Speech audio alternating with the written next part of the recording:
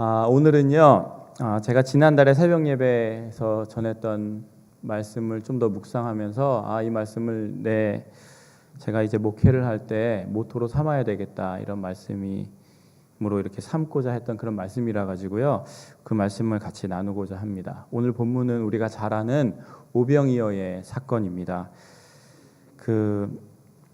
마가복음을 처음부터 쭉 이렇게 한번 읽어보시면은요, 예수님께서 얼마나 바쁘게 사역하셨는가를 볼 수 있습니다. 한번 시간이 되시면 마가복음 처음부터 예수님께서 어떠한 일을 하셨나 사건만 쭉 한번 기록해 보세요. 엄청난 사건들이 계속해서 나열되고요.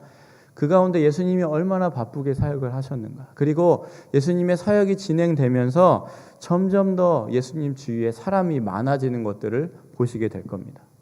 나중에는 물가에 배를 띄워서 사람들을 해변에 이렇게 쭉 앉혀놓고서 이야기를 해야 될 정도로 사람이 많아지게 됐어요. 자, 나중에 예수님께서는요, 6개의 전도 특공대를 만드셔가지고 제자들 특공대를 보냈죠. 그래서 사역을 하게 하시고, 이제 오늘 본문에 보면은 그 제자들이 돌아와서 예수님께 보고를 하는 부분이에요. 근데 그때에 제자들과 함께 많은 사람들이 예수님을 보고자 그 가운데 따라왔습니다. 그곳에서 이제 제자들이 사역을 마치고 예수님께 돌아와서 이제 보고를 하려고 하는데, 이제 그 사역을 마치고 왔으니까 좀 쉬기도 해야 될 거 아닙니까? 그랬는데 군중들이 너무 많아가지고 쉬기는커녕 밥 먹을 시간조차 없는 거예요. 그래서 예수님께서는 제자들을 쉬게 하기 위해서 배를 타고 이제 건너 한적한 곳으로 가자라고 말씀하십니다. 근데 한적한 곳으로 가자 하셨던 게 다른 복음서에 보면 이제 벳세다로 갔다라고 나오고 있는데요. 그곳으로 떠나셔요. 수많은 군중들, 예수님을 그렇게 보기 위해서 왔는데 이제 가시니까 애타는 마음으로 배를 타고 간 예수님 일행을 보면서 육로로 그분들을 따라가기 시작합니다. 자, 이렇게 호수를 보시면, 이렇게 호수가 있으면은요, 예수님 일행이 여기서 이렇게 호수 북동쪽으로 이렇게 가셨다고 생각하시면 돼요. 근데 사람들이 예수님이 가시는 걸 보고 이렇게 육로로 따라서 온다고, 이런 상상을 하시면서 본문을 보시면 됩니다. 그렇게 막 달려가요. 이제 사람들이 예수님 일행을 따라서 막 달려가는 거예요. 그런데 여기서 놀라운 해프닝이 벌어집니다. 33절에 보면은 그들이 가는 것을 보고 많은 사람이 그들이 누구냐면 예수님의 일행이죠. 예수님의 일행인 줄 안지라 모든 고을로부터 도보로 그곳에 달려와서 그들보다 먼저 갔더라. 잘 보십시오. 예수님의 일행을 따라가는 무리들이 있어요. 그 무리들이 마을을 지나는 거예요. 마을을 지나는데 지나다 보니까 마을에 있던 사람들이 우 가거든요. 그러니까 저게 뭐지? 하고 나와서 보니까 저쪽에 그 유명한 예수님이 이제 배를 타고 간다더라 하는 얘기 들으니까 자기들도 이제 덩달아서 쭉 따라 나간 겁니다. 지나가는 마을마다 사람들이 모여서 점점 더 많은 사람들이 모이게 되었어요. 자, 근데 그 무리들이 예수님보다 먼저 예수님이 도착할 곳에 가서 기다리고 있는 거예요. 대단한 열정이죠. 대단한 열정이에요. 육로로 가서. 제가 이 말씀을 보면서 참, 이 사람들 진짜 대단한 열정을 가졌다. 근데 마가는요, 이 사람들을 그 모습을 그 목자 없는 양과 같다라고 표현을 했어요. 인생의 참된 목적과 방향을 찾지 못하고 헤매고 있는 인생의 그런 모습들이 그 가운데 보이는 것입니다. 근데 과연 이 사람들을 보면서 어떻게 그렇게 많은 사람들이 왜 못하러 그렇게 따라갔을까? 이렇게 생각하면서 참 사람들이 예수님이 도대체 누군지는 알고 갔을까? 이런 생각을 우리가 해보게 되잖아요. 근데 그 사람들만, 그런 군중만, 본문에 나오는 그런 군중들만 과연 그렇게 살고 있을까? 한번 생각해 봤으면 좋겠습니다. 여러분, 제가 어릴 때 동네 아이들을 한 마음으로 모이게 할 수 있는 방법이 뭔지 아세요? 네? 사탕 주는 거. 뭐 여러 가지 있겠는데, 방역차 아세요? 방역차? 포니 픽업 뒤에다가 뒷문을 딱 따고 거기다 방역기를 딱 달아요. 그리고 아저씨 둘이 딱 붙잡고 여름에 그냥 우 하면서 동네 골목골목을 연기로 이렇게 막 뿌리거든요. 근데 이 50세대나 40세대 분들은 이게 감이 안 오시는 건가요? 아시죠? 아시죠? 그래요. 그런 방역기를 뒤에 달고 포니 픽업에 따라서 동네 골목을 막 누비기 시작합니다. 그러면 이제 동네에 있는 아이들이 그 소리를 딱 듣고 그 연기를 보면, 연기가 하얗거든요. 그 연기를 보면은 이제 다 하던 거를 내려놓고 그 연기를 따라서 뛰기 시작합니다. 차로 가니까 빠르잖아요. 동네 애들이 다 뛰어나와요. 그러면은 이제 막 다 따라 뛰다가 이제 방역차는 보이지도 않고 애들 따라 뛰는 거 보면서 감 잡고 막 덩달아 그냥 뛰어오는 애들도 있어요. 그러면은 이게 방역차를 따라 뛰는 것이 얼마나 재밌느냐. 이것이 요즘 젊은 사람들이 말하는 말로 꿀잼이에요. 꿀잼이 있어요. 정말 재미있어요. 그 앞이 잘 보이지 않는데 그 앞을 향해서 막 뛰어가는 게 참 재미있거든요. 근데 그것이 해다가 이제 그 우리 동네를 벗어나서 이제 아저씨들이 큰 도로 나가서 딱 가버리면은 이제 아이들이 거기서 다 연기 속에서 서로가 보이지 않잖아요. 그러다가 탁 차가 가고 연기가 사라지고 나면은 머쓱해가지고 자기 있던 대로 이제 다 흩어져서 돌아가게 됩니다.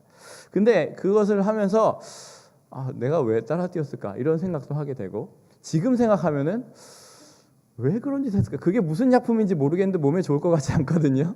근데 그거 보면서 왜 그렇게 뛰었을까 이런 생각을 해보게 돼요. 근데 이게 애들만 그럴까요? 애들만 뭔지 모르고 그냥 막 간다니까 애들 막 뛰니까 덩달아 뛰고 막 그러면서 뛰는데 애들만 그럴까 한번 생각해 봤으면 좋겠어요. 우리가 살고 있는 주위를 한번 둘러보십시오. 어른이 되어서도 마찬가지인 것 같아요. 와, 신기하다, 저거 좋다 하면은 막 우르르 갔다가 또 저거 잘 된다더라, 저거 확실하다더라, 저거 뭐 대박이다더라 하면은 하면 또 우르르 갑니다. 거기에 뭔가 있다더라 하면 또 우르르 가요. 목자 없는 양과 같이 헤매는 이들이 아이들뿐만이 아니라 어른들도 마찬가지인 거예요. 근데 본문에 나오는 이 예수님을 따라온 군중들도 그와 같은 것 같아요. 그런 사람들, 육의 양식, 영의 참된 양식이 없어서 헤매고 있는 사람들이 많이 있습니다. 여러분, 배를 타고 떠난 주님의 방향을 보고서 따라온 그 사람들을 한번 바라보세요. 그들이 먼저 도착할 곳에 가 있고 예수님께서 배에서 그들을 바라보면서 배에서 내리시는 예수님의 마음을 한번 생각해 보세요. 주님의 마음이 어떠셨을 것 같아요? 그 사람들이 걸어온 길은요, 이제 그날 밤 돌아갈 수 있는 길이 아니에요. 무작정 따라온 거예요. 그 사람의 수가 장정만 5,000명이라 얘기합니다. 마태복음에 보면은요, 여자와 어린아이들을 제외한 수가 5,000명이라 그랬거든요. 그러니까 우리는 이 인원을 2만 명가량이다 추정할 수 있습니다. 2만 명이나 되는 사람들이 모인 거예요. 2만 명이면은요, 몰라요. 하여튼 그 동네에 있는 사람들 다 오면서 사람들 싹 쓸어온 것 같아요. 굉장히 많이 모였어요. 제가 고등학교 때 몽산포에서 CCC에서 주최하는 엑스플로라는 그런 수련회가 있었어요. 몽산포 해변 그 소나무 숲, 해변 옆에 소나무 숲 가운데 큰 공터가 있었는데 거기에 3,000명이 모였어요. 3,000명이 모여서 집회를 했는데요. 그 3,000명이 뭐 지금처럼 어떤 숙박에 있어서 어떤 실내에서 우리가 잠을 자고 집회를 하고 그런 게 아니고요. 3,000명이 캠핑을 하는 거예요. 이 대학생들이 집회를 인도하니까 무식하더라고요. 요새는 그렇지 않을 텐데 3,000명이 캠핑을 한다고 생각을 해보죠. 캠핑을 하면서 집회를 하는 거예요. 근데 그 사람들이 집회만 합니까? 먹고 자야 되잖아요. 3,000명이 돌아가면서 그룹을 지어서 먹고 그것을 해결하고 또 자고 하는 일들이요, 보통이 아니에요. 장난 아닙니다. 난리예요. 집회 자리에 가서 이제 우리는 은혜의 장막이라 그랬는데 햇빛을 좀 가리려고 공터에 이렇게 검은색 무슨 망 같은 거를 천장에 위에다 나무에 묶어서 쳐놨거든요. 그 밑에 들어가려고 사람들이 서로 앉으려고 막 자리를 이제 차지하려고 막 그런 것들이 3,000명이 모였는데 난리더라고요, 진짜. 그랬는데 본문은요, 몇 명이라고요? 2만 명. 2만 명. 2만 명이요. 벳세다까지 그 거리가 가버나움에서 벳세다까지 30km예요. 30km. 30km를 따라서 온 거예요. 여러분 30km 걸어보신 분 한번 손 들어보십시오. 나 30km 걸어봤다. 손 들어보세요. 아무도 못 걸어보셨어요? 아무도? 예. 이제 조금 드시네요. 예, 손 내려주세요. 예. 남자들 중에 군대 가신 분들은 30km 걸어봤어요. 왜? 행군을 하거든요. 행군을 하면은 30km 걷습니다. 군 생활 중에 좀 운 나쁘면은 저는 2번밖에 안 했거든요. 운이 굉장히 좋은. 그래서 유격이 끝나자마자 자대 배치 받고 유격이 다시 시작하기 전에 제대했어요. 그리고 혹한기 때 한 번 하고 그래서 이제 딱 했는데 어떤 사람들은 보통 5번 자대 가면 5번 운 나쁘면 6번 한다 그러더라고요. 그때 행군을 하는 거예요. 혹한기 훈련 마치고 행군하고 그 여름에 유격하고 행군하고 40km를 완전 군장 메고 걷는 거예요. 산을 넘고 길을 가서 뭐 행군하는데 혹시 여러분 중에 8사단이랑 11사단 나오신 분 계세요? 있으세요? 없으세요? 그렇죠. 참 불쌍한 분인데 거기는 밥 먹고 행군만 하는 부대예요. 네. 참 불쌍한 부대예요. 거기를 안 가는 게 참 감사한데 하여튼 행군을 하면은요 40km 행군을 하잖아요. 근데 몇백 명이 이제 걸어간단 말이에요. 그 길을 40km를 걷는데 뭐 산도 건넜다가 비포장길도 갔다가 산길로 해서 포장도로로 해서 부대로 돌아옵니다.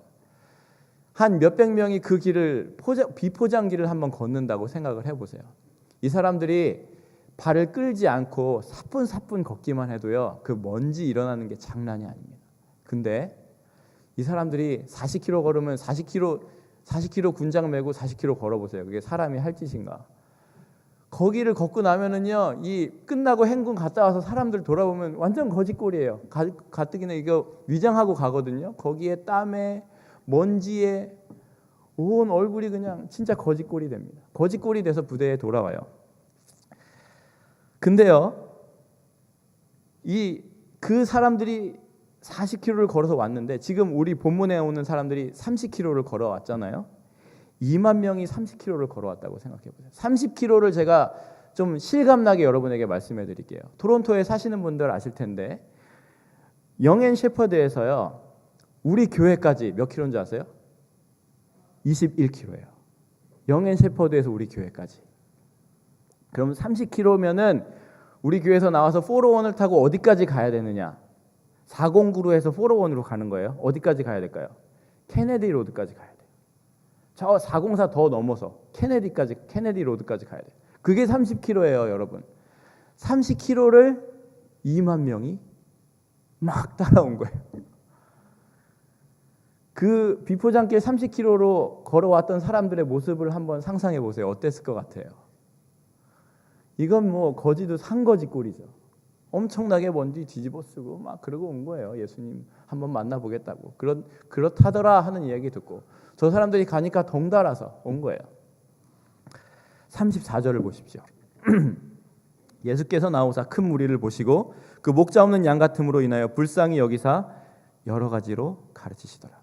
그 많은 사람들을 주님께서 긍휼히 여기십니다. 그리고요 마음에 품으시면서 정말 목자 없는 양같이 그 사람들이 너무 헤매는 것들을 바라보면서 불쌍히 여기셔서 가르치기 시작하셔요. 그 사람들을 긍휼히 여기시면서 마음에 품으시면서 그들에게 이제 최고의 만찬으로 그들을 초대하시기 시작합니다. 먼저 영적인 만찬으로 그들에게 열정적인 선포를 하십니다. 34절 마지막에 보세요. 여러 가지로 가르치시더라 그랬죠. 그 사람들 불쌍한 거예요. 도대체 네가 왜 따라왔는지도 모르고 온 거예요. 그런 사람들 2만 명을 앉혀놓고 예수님께서 열정적으로 하나님 나라가 이런 것이다 라고 막 가르치기 시작하셨어요. 그런다 보니까 이제 예수님께서 그렇게 가르치셨는데요. 여러분 예수님을 믿고 나오기만 하면은요 누구든지 예수님은 그 사람들에게 복을 베푸십니다. 믿고 나오기만 하면. 예수님께서 이제 그 잔치를 배설하셨는데 그 잔치는요 뭐 소문난 잔치에 먹을 거 없다라는 말이 있는데 예수님께서 배설하신 잔치는 그런 잔치가 아니었습니다. 초라한 만찬이 아니에요. 누구나 참여할 수 있다고 해서 초라한 만찬이 아니었어요. 주님은요 보잘것없는 어린아이의 그 한 끼 도시락과 같은 것을 통해서 2만 명이 배불리 먹고도 남을 정도의 풍성한 그런 잔치를 그들에게 배설하기 시작하셨습니다. 그런데 그 만찬에 참여하기 위해서는요 조건이 한 가지 있었어요. 그 조건은 뭐냐면 2만 명을 우리는 도저히 다 먹일 수 없습니다. 이제 더 늦기 전에 이 사람들 돌려보내야 됩니다 라고 한 제자들처럼 자신의 그 상황을 바라보느라고 주님의 은혜를 제한하면 안 된다는 조건이 있었어요. 주님의 내 상황 때문에 주님의 은혜를 제한하면 안 된다는 그 조건이 있었어요. 우리는요 주님의 능력과 그 역사하심보다 항상 우리 상황을 먼저 바라봅니다. 그리고 잣대를 탁 들이댑니다. 과연 이게 가능할까? 이게 가능할까? 내 인생의 경험을 비춰볼 때 이건 도저히 불가능해.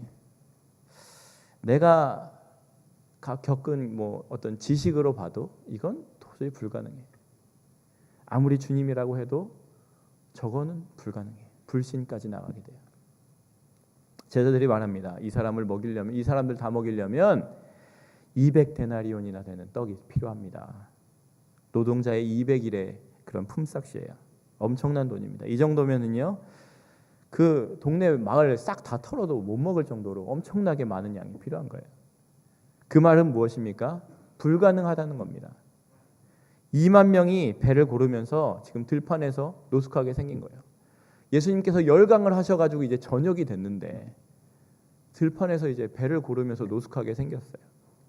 제자들의 마음속에는요 이미 판단이 싹 끝났어요. 그리고 머릿속에 세 글자만 남았습니다.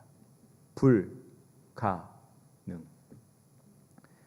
불가능한 상황 가운데서 주님께서 제자들에게 아주 부담스러운 명령을 하십니다. 2만 명을요 100명 또는 50명씩 나눠서 앉히라고 하시는 거예요. 100명씩만 나눠도 2만 명이면 몇 그룹이에요? 예? 200그룹이죠. 근데 200그룹을 나눠서 2만 명을 앉히는 게 보통 일입니까? 보통 일이 아니에요. 그런데 그 만찬에 참여하기 그 사람들을 지금 그렇게 시켜야 하는 제자들도 보통 일이 아니지만 이 사람들도 2만 명이 지시를 받고 그룹 나눠서 앉는 것도 보통 일이 아니에요. 그런데 그 제자들 주님 믿지 못하게 했으면은요, 주님을 믿지 못하면요 사람들 이렇게 못 시킵니다. 이제 주님 책임지시겠지, 주님께서 무슨 수가 있으시겠지 하고 2만 명을 앉히는 거예요. 200그룹으로. 그런데 2만 명이 무르지어서 딱 앉혔어요. 그랬는데 음식이 안 나오면 어떡해요? 앉혔어요 지금. 그런데 제자들이요 믿음으로 따릅니다. 군중들도 믿음으로 무리지어 앉아서 기다립니다. 여기서 때를 지어 앉히라고 얘기하는데 이 때를 지어 앉힌다는 거는요 옛날 그 유대에서 식사의 그 상황을 생각하시면 되는데, 식탁을 둘러서 사람들이 이렇게 U자로 앉아서 가장이 그 가운데 앉아서 하늘을 들어서 음식을 축사하고 그리고 떼어서 가족들이 이렇게 나눠 먹는 것이 가족 공동체의 식사 모습인데, 지금 그 때를 지어서 앉으라고 하는 거예요. 2만 명이 100그룹이나 100그룹이 넘겠죠. 그런 사람들이 100명씩, 50명씩 그런 공동체의 모습으로 지금 앉는 거예요. 그리고서 이 사람들이 그렇게 때를 지어 앉혔다는 거는요, 지금 예수님께서 그 사람들을 가족 공동체로 딱 부르시는 거예요. 그러면서 주님께서 작은 도시락에 축사를 하시고 떡을 떼면서 물고기를 떼면서 나누어 주기 시작하십니다. 여러분, 주님께서 축사하시고 떡을 떼어서 나눠주는 모습을 보면서 저는 최후의 만찬이 생각이 났습니다. 마가복음 14장 22절에 보면 떡을 가지사 축복하시고 떼어 제자들에게 주시며 이르시되 받으라, 이것은 내 몸이라 라고 말씀하셨어요. 저는요 오병이어의 기적을 보면서 와, 이것이 너무나 똑같구나 하는 생각이 들었어요. 어떤 사람은 이 오병이어의 축사 가운데는 포도주가 빠져서 아니다 라고 얘기할지 모르겠는데요, 저는 주님께서 지금 이 오병이어를 축사하시면서 떼어주시는 그 주님의 마음이, 주님께서 이 사람들을 가족 공동체로 부르시고 이 사람들을 마음에 품으시면서 불쌍히 여기시면서 영의 양식을 먹이시고 육의 양식도 먹이시면서 그 안에 주님의 마음, 주님의 몸을 담아서 주시고 있다고 생각합니다. 이것은 내 몸이다. 그렇게 가족 공동체로 부르시면서 불쌍히 여기시면서 나누시는 그 주님, 목자 없이 유리하는 사람들 불쌍히 여기시면서 그들을 주님의 가슴에 담으시면서 주님의 몸을 나누어서 2만 명에게 먹이신 거예요. 그런데 어떻게 나눠주는지 잘 보십시오. 주님께서 떡과 물고기를 가져다가 축사하시고 하늘을 향해 던졌더니 떡과 물고기가 온 사람들 앞에 떨어졌더라. 주님께서 이렇게 하셨습니까? 이렇게 하셨어요? 아니죠. 왜 그렇게 안 하셨을까요? 그렇게 하셨으면 주님이 더 드러나셨을 텐데, 주님이 더 위대해 보였을 텐데, 왜 그렇게 안 하셨을까요? 먼저 우리가 배고파할 때 주님께서 제자들에게 뭐라고 명령을 하셨는지 잘 보세요. 37절에 보시면 주님께서 뭐라고 하셨냐면요, 너희가 먹을 것을 주라라고 하셨어요. 제자들이 그 얘기를 듣고 너무나 당황했죠. 네? 200데나리온이나 되는 떡이 필요하다니까요. 근데 제자들은요, 이 말은요, 주님께서 너희가 먹을 것을 주라라고 주님께서 제자들에게 명령하신 거는 이것이 지금 너희한테 200데나리온의 떡을 만들어내라 이런 것이 아닙니다. 기적은 주님이 일으키시지만 전하는 것은 너희가 하라라는, 그것을 깨닫게 하시는 명령인 겁니다. 41절에 실제로 보면은요, 떡을 떼어서 제자들에게 주어서 사람들에게 나눠주게 하십니다. 예수님은요, 하늘로부터 그 내려오는 은혜를 제자들을 통해서 이렇게 사람들에게 전해주시는 거예요. 제자들을 통해서. 여러분 상상을 한번 해보십시오. 주님께서 축사하신 이 떡 바구니를 가지고 2만 명의 사람들에게 나눠주는 제자들의 모습을 한번 상상해 보십시오. 어떤 생각을 할 것 같아요? 아, 이러다 내 떡과 물고기 없으면 어떡해? 없어지면 어떡하지? 내 거 없으면 어떡하지? 한쪽에 쟁여놔야 되겠다. 아니면 도대체 이거 언제 다 나눠줘? 2만 명, 힘들어. 이랬을까요? 아닙니다. 지금 나눠줘도 떼어줘도 마르지 않는 바구니를 보면서 제자들이 느낄 그 기쁨과 감격을 한번 지금 상상해 보세요. 여러분이 지금 그것을 하고 있는 거예요. 떡을 떼어주고 있는데 마르지 않는 바구니를 보는 거예요. 2만 명 나눠주면서도요, 확신하건대 전혀 힘든 줄 몰랐을 거예요. 제자들이 지금 기적의 통로가 되고 있어요. 기적의 산 증인이 되고 있어요. 이 일은 지금 자신들이 막 열심히 노력해서 하고 있는데 힘든지 모르고 이상하게 섬기는데 나눠주는데 더 기쁘고 즐겁고 살아있음을 느꼈을 것입니다. 바로 이것입니다, 여러분. 이것이 교회가 가져야 할 가장 중요한 원리입니다. 오병이어의 기적은요, 2만 명의 사람들보다 제자들에게 더 큰 은혜와 축복이었다고 저는 확신합니다. 오병이어의 기적의 사건에서 너희가 먹을 것을 주라, 이 말씀을 빼놓고 기적에만 초점을 맞춘다면 우리는 뭔가 큰 실수를 하고 있는 겁니다. 주님께서 우리에게 주신 아주 중요한 메시지를 놓치고 있다는 거예요. 여러분, 제자들처럼 우리는 빈곤한 세상에서 풍요로운 하나님 나라를 전하는 그런 통로입니다. 하나님께서 우리에게 나눠주라고 말씀하고 계세요. 여러분, 우리는 삶 속에서 그리스도인으로서 무엇을 나눠주고 있습니까? 뭘 나눠주고 계세요? 사람들은요, 살아가면서 각자가 느끼는 기쁨과 즐거움이 다릅니다. 각자의 다른 종류의 그런 기쁨을 가지고 있고, 그것이 취미일 수도 있고 여러 가지가 될 수 있어요. 삶에서 모르는 것을 계속 배워서 얻어가는 그런 서티피케이트를 모아서 가는 그런 즐거움도 있고요.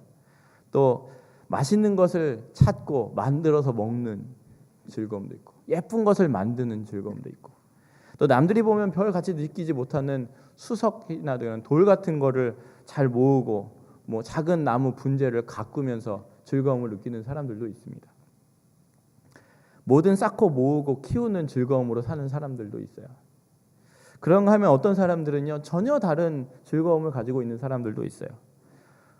국내외를 막론하고 여러 나라에서 어려운 사람들을 돕는 일을 기쁨으로 삼는 사람들이 있습니다. 이런 일은 내가 갖지 못한 것들을, 내가 정말 가진 것들을 갖지 못한 사람들에게 나누어 줄 때에 주는 그 기쁨을 아는 사람만이 할 수 있는 일이죠. 자, 우리가 나눌 수 있는 건 많은데요, 그 중에 가장 귀한 나눔이 뭘까요? 뭐가 가장 귀한 나눔일까요? 복음이죠. 그렇죠. 내가 받는 구원의 기쁨, 하나님의 은혜를 누리는 그 감격을 모르는 사람들에게 나누어 주는 것, 이것이 가장 기쁜 기쁨입니다. 그래서 생명이 살아나는 것을 내가 경험하는 거예요. 내가 경험하는 거예요. 나로 인해서 하나님을 모르는 사람들이 하나님의 자녀가 되고 영원한 그 하나님 나라의 백성이 되는 것을 바라보는 참된 기쁨을 우리는 알아야 합니다.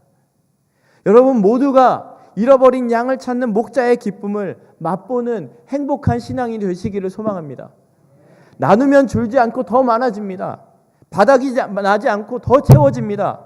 그것이 나눔의 역설이고 나눔의 신비예요. 게다가 보너스까지 얻습니다. 넘치는 감사와 기쁨, 마음의 행복과 평화, 풍요로움과 따뜻함, 주변과의 관계의 회복, 뭐 등등 이런 말할 수 없는 보너스들이 우리에게 돌아오게 돼요.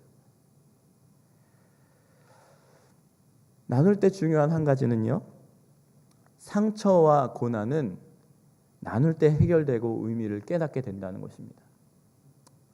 제가 고1 때 저희 부모님이 사기를 당하셔가지고 부도가 났어요. 그리고 진짜 쫄딱 망하고 책가방만 메고 밤에 집에서 쫓겨나왔어요. 갈 데가 없으니까 아버지가 생각하시다가 저희가 자주 가던 기도원이 있는데 기도원을 생각하고 기도원에 가서 이제 생활하게 됐거든요. 기도원에서 이제 학교를 다니고 살게 됐어요. 그때부터 참 험난한 시간이 시작이 됐는데 고등학교 등록금 못 내가지고요. 맨날 애들 앞에서 선생님이 막 일으켜 세우고 또 안 냈다고 교무실로 오라 그러고 빚쟁이들 학교 찾아와서 망신 주고 나중에는 학교에 갈 버스비 없어서 학교 못 간 적도 있었어요. 근데 뭐 그 시기에서 제가 제일 무서웠던 게 뭔지 아세요? 제일 무서웠던 거. 그거는요. 겨울에 난방용 기름 떨어지는 거. 이게 엄청 무섭더라고요. 난방용 기름을 이제 그 무슨 등유인지 뭐 그런 걸 넣는데요. 이거 한 통을 꽉 채우려면은 이제 조금씩은 배달을 안 해주거든요. 그러니까 꽤 많은 양을 시켜야 배달을 해줘요. 그럼 이제 그 통을 이제 좀 하려면은 큰 돈이 들어가잖아요. 그게 너무 제가 무서웠고요. 한 가지 더는 쌀 떨어져서 밥 못 먹는 거. 아 이거 엄청 무서워요. 밥을 주로 제가 했거든요. 근데 이 바가지로 이제 쌀 통에서 이렇게 긁잖아요. 그때 바닥이 긁히면은 마음이 찢어지는 것 같아요. 또 그때가 왔구나. 큰 돈 들어갈 때가 온 거죠. 근데 이거 뭐 저는 힘들어도 참겠는데 제 동생이 그런 거 겪는 게 너무 불쌍한 거예요. 못 참겠더라고요. 근데 그렇게 두려울 때, 그렇게 어려울 때 제가 하나님을 진정으로 찾기 시작했어요. 그리고 제가 그렇게 기도할 때 신실하게 응답하시는 하나님을 만나기 시작했어요. 의심이 많아가지고 엄청 하나님을 시험 많이 했습니다. 하나님 이거를 주시면은 내가 믿겠습니다. 요것도 채워주셔야 됩니다. 근데 하나님 신실하게 응답하시기 시작했어요. 믿음 없는 저를 위해서. 그렇게 기도할 때요, 하나님을 응답하시는 하나님을 만나면서 제 삶의 방향이 바뀌기 시작했습니다. 재정으로 고통받는 사람들 보면은요, 그 사람 마음을 알 수 있고요. 또 그때 내가 무엇을 바라봐야 하는지를 깨닫게 돼서 동일한 어려움을 겪으면서 힘들어하는 사람들에게 다가가서 제가 가졌던 어려움을 나누고 또 품기 시작할 때에 그 사람에게도 위로가 되겠지만 이상하게 나누면서 품는 제가 더 고난의 의미를 알게 되고 제가 힘들 때 그때 너무 힘들어서 알지 못했던 그때의 하나님의 은혜를 깨닫게 되고 내가 나눴는데 오히려 나를 치유하시고 깨닫게 하시는 하나님의 사랑을 경험하게 되고 나눔 가운데 그때의 상처를 치유하시는 하나님을 제가 경험하게 되더라고요. 그래서 우리는요, 여러분 각자가, 여러분 모두가 한 분도 빠짐없이 모두가 아름다운 보석입니다. 그 깎이는 각도가 다 다른 아름다운 보석이에요. 여러분 독특한, 여러분 특유의 빛을 전달하는 보석이라는 거예요. 여러분의 삶은요, 각자가 다 다른 빛을 내고 있어요. 그렇지만 그 빛은 하나예요. 뭐요? 하나님의 은혜가 여러분에게 비춰질 때 여러분을 통해서 각자 다른 빛이 드러나는 거예요. 하나님의 빛이 여러분에게 비춰서 그 빛이 다른 사람에게 전해질 때에 고난의 의미를 깨닫게 됩니다. 신기하게요, 나의 나눔으로 한 사람이 일어나는 기쁨을 맛보게 되는데 신기하게도 나누고 내가 나누고 내가 오픈하는데 내 상처도 회복되는 거예요. 그때는 아직 회복되지 않았던 상처가 내가 나누고 전하는데 오픈하는데 내 상처가 지금에 와서 회복되기 시작하는 거예요. 내 마음속 깊은 곳에 붙어 있었던 찌꺼기까지 내가 자꾸 전하기 시작하는데 그것들이 떨어져 나가는 거예요. 씻겨져 나가는 거예요. 여러분, 근데 주의할 점이 있어요. 내게 있는 것만으로 주려고 하면은요, 번아웃 됩니다. 말라 죽어요. 근데요, 부어주시는 은혜를 흘려보내야 된다. 이것을 우리가 잘 기억해야 됩니다. 자, 여기 이 컵이 있는데 이게 투명하면 더 좋은데 이 컵에 더러운 찌꺼기가 안에 묻어 있다고 한번 생각해 보세요. 근데 이 컵을 향해서 제가 아주 많은 양의 주전자를 들고 물을 붓기 시작합니다. 그럼 어떻게 될까요? 물이 넘쳐갔죠. 넘치면서요, 안에 있던 찌꺼기들이 이제 물에 불어가지고 하나씩 떠내려가기 시작합니다. 그렇죠. 계속 부으니까 나오고 이제 나중에 내 안에 있는 것들이 들어온 것들은 다 나가고 이제 더 깨끗한 것이 흘러가기 시작하겠죠. 그러면서 이 우리가 나누는 것의 의미를 생각할 때 항상 기억할 것은 내 안에 있는 요만큼의 물만 나누는 것이 아니라는 거예요. 내 안에 있는 걸로 나누면 우린 말라 죽어요. 금방 지쳐버려요. 봉사도 마찬가지고 섬김도 마찬가지예요. 근데 하나님께서 주시는 은혜가 내 안에 부어지기 시작할 때에 이 안에 있는 내 안에 나아갈 때 내 안에 나된 모습, 뭐 찌꺼기가 나갈 수도 있어요. 그렇지만 계속해서 전하기 시작할 때에 그 안에 찌꺼기들이 치유되기 시작하고 내 안에서 깨끗한 것들이 흘러나가기 시작한다는 거예요. 넘쳐서 흘려보내는데 나도 깨끗해지고 다른 사람에게도 깨끗하게 물이 흘러가고 나는 계속해서 새롭게 부어지는 은혜를 경험하고, 이것이 주님께서 제자들에게 지금 말씀하시는 너희가 먹을 것을 주라라는 의미라는 겁니다. 나는 아직 부족해서 나눌 것이 없습니다.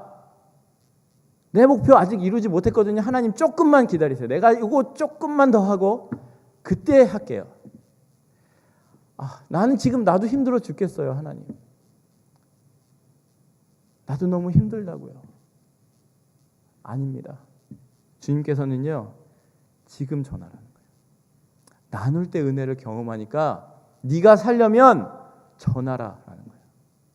네 안에 있는 것만 말고 자꾸 우리가 하나님께 매달려서 그 받는 은혜들이 너를 통해 흘러가게 하라라는 거예요. 전하는데 오히려 나를 치유하시고 은혜를 주시고 삶의 이유를, 우리를 부르신 이유를 깨닫게 하시는 주님의 원리를 너희 모두가 경험하기를 원한다라는 그 마음이 지금 너희가 먹을 것을 주라는 그 주님의 말씀 안에, 그 명령 안에 들어있다는 겁니다. 주님께서는요, 우리에게 너희가 만찬의 소식을 전하여라 라고 말씀합니다. 여러분, 이제 좀 더 뒤로 가서 제자들이 부활하신 주님을 만나고 나서 주님께서 나누라 하셨던 그 주님의 몸의 의미가 뭔지를 진짜 깨닫고 전하기 시작하는 그 마음을 한번 상상해 보십시오. 그때 그 사람들의 마음이 어땠을 것 같아요? 그때 주님께서 주셨던 떡이 이런 의미였구나. 그리고 주님께서 말씀하셨던 것이 이런 것이었구나. 내가 이렇게 연약했구나.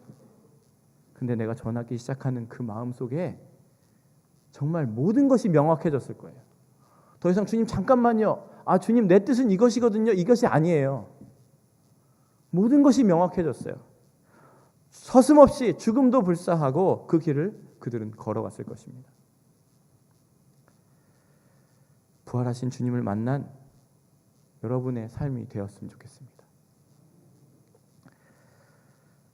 주님의 만찬은요, 정리를 합니다. 주님의 만찬은 우리를 긍휼히 여기시고 죄인된 우리를 품으시는 주님의 그 마음이에요. 30km를 먼지 뒤집어 쓰고 달려와서도 뭔가 모르는, 뭐가 목적인지 모르고 따라왔던 그 사람들을 품으시는 주님의 마음이에요. 주님의 만찬의 그 마음 두 번째는요, 세상살이에 필요한 양식까지 채워주시는, 그리고 자신의 몸을 찢어서 다른 사람을 살리는 주님의 마음입니다. 주님의 만찬은요, 우리가 나누기 시작할 때 그 사람도 회복시키지만 나누는 나도 함께 회복시키시는, 치유시키시고 새롭게 하시고 생명을 살려가는 주님의 마음이 가득 담겨 있는 그러한 만찬인 것입니다. 그렇습니다, 여러분. 자신의 몸을 주셔서 우리에게 그 몸을 전하라라고 말씀하고 계세요. 오병이어로 2만 명을 먹이는 역사를, 그 주님의 능력을 제자들이 정말 그 떡과 물고기를 나누면서 감격했었던 것처럼, 부활하신 주님을 만나고 나서 정말 눈물을 흘리면서 그 복음을 전했었던 것처럼 우리도 함께 전하면서 그것들을 경험했으면 좋겠습니다. 중앙교회 성도 여러분, 앞으로 우리 교회가, 우리의 삶이 주님의 몸을 전하는 자로 살아가시기를 소원합니다. 부족한 중에도, 연약한 중에도 전하는데, 나누는데, 흘려보내는데 오히려 나를 채우시고, 오히려 나를 치유하시고 내 삶의 목적을 발견하게 하시는 하나님의 은혜를 경험하면서 기쁨으로, 부활한 주님을 만난 사람으로 기쁨으로, 감격함으로 주님의 몸을 전하시는, 그렇게 살아가시는 여러분 모두가 되시기를 소망합니다. 시간이 많이 갔는데 우리 찬양 한 곡 했으면 좋겠습니다. 사랑의 나눔 있는 곳에 찬양할게요. 이 찬양하시면서 주님께서 여러분에게 떡을 떼어서 다 나눠주셨어요. 그리고 우리가 그 주님의 몸을 받은 사람으로 내가 이제 이것을 전해야 된다, 너희가 먹을 것을 주라는 주님의 말씀을 기억하면서 같이 찬양하겠습니다. 사랑의 나눔 있는 곳에, 사랑의 나눔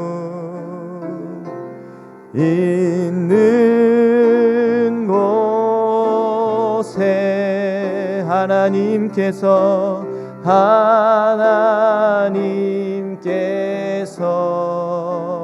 계시도다. 다시 한번, 사랑의 나눔 있는 곳에, 사랑의 나눔 있는 곳에 하나님께서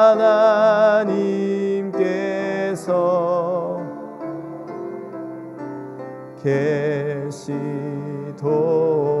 우리 눈 감고 한번 찬양하겠습니다. 다 같이 눈을 감으시고, 사랑의 나눔, 사랑의 나눔 있는 곳에, 있는 곳에 하나님께서 계시도다. 하나님께서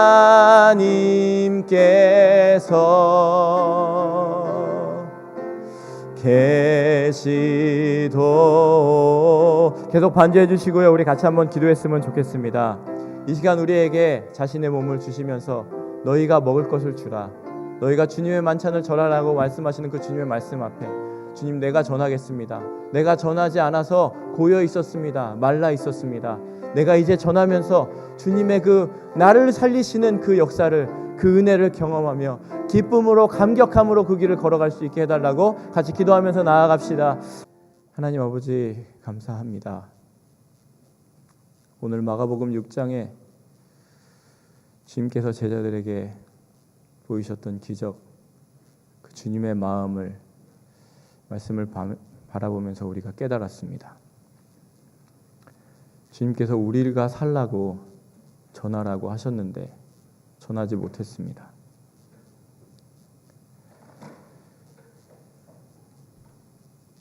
환경 바라보고, 상황 바라보고, 주님 신뢰하지 못하고, 우리의 잣대로 주님을 제한하면서 주님께서 우리에게 맡겨주신 일들 하지 못하고 그냥 그 자리에 있었던 것 같습니다. 저희를 용서하여 주시옵소서. 너희가 먹을 것을 주라 명령하신 주님, 아직 우리는 부족합니다. 아직 나는 안 됩니다. 이만큼만 더 해야 됩니다. 라며 주님을 부인했을 때 점점 말라가고 상처를 주는 사람으로 오히려 그 자리에 서 있고 하나님 사랑 전하지 못하고 메말라갔던 우리 자신의 모습들이 있었음을 고백합니다. 주님 이 시간 찾아오셔서 이곳에 머리 숙여 기도하는 모든 사람들 가운데 그들의 마음 가운데 함께하여 주시옵소서. 30km를 걸어와서 불쌍한 모양으로 목적 없이 헤매는 사람들을 바라보면서 그들을 품으셨던 주님의 그 마음으로 우리를 품어주시옵소서. 그리고 우리의 그 마음 가운데 주님의 사랑을 가득 부어주시옵소서. 우리의 마음속 깊은 곳에 있는 그 앙금까지 주님의 뜨거운 사랑을 부어주셔서 그것들을 다 깨끗게 씻겨 내보내 주시옵소서. 이제 우리로부터 흘러가는 것이 주님의 사랑만이 증거되게 해주십시오. 주님의 사랑을 증거했더니 오히려 내가 더 기쁘고 내가 감사하고 내가 더 감격하는 주님께서 하늘나라를 바라보는 자로 살아가는 자들의 그 참된 원리를 깨닫게 해주신 것들을 우리가 마음에 품으며 오늘부터 그 기쁨으로 감격으로 믿음의 걸음을 걸어갈 수 있는 우리 중앙의 공동체 이곳에 모인 모든 성도들이 되게 하여 주시옵소서. 예수님의 이름으로 간절히 기도드립니다. 아멘.